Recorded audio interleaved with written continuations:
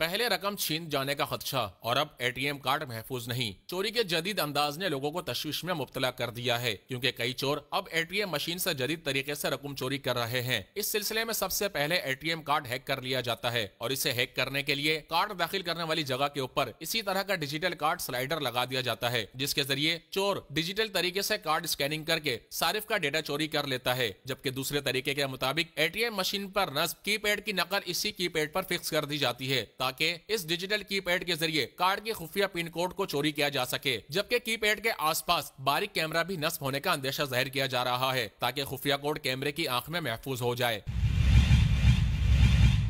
कुछ एहतियाती तदाबीर ATM card इस्तेमाल करने वालों के लिए। सबसे पहले कार्ड दाखिल करने वाली जगह को सही तरह चेक कर लें कि कहीं ये डेटा चोरी करने वाला कार्ड स्लाइडर तो नहीं। इसके बाद कीपैड पर अपना खुफिया पिन कोड डालते वक्त इसे खुफिया रखने की पूरी कोशिश करें, ताकि आसपास अगर कैमरा नस्ब हो तो भी आपका कोड खुफिया रहे। तीसरे मरहले में जब भी आप एटीएम मशीन से रकूम निकालें तो अच्छी तरह इत्मीनान कर लें कि मशीन पर नस्ब कीपैड डुप्लीकेट तो नहीं। अगर आप भी अपनी रकूम एटीएम मशीन के जरिए निकालते हैं तो इन एहतियाती तदाबीर पर जरूर अमल करें और अपनी रकूम का तहफ्फुज मुमकिन बनाएं।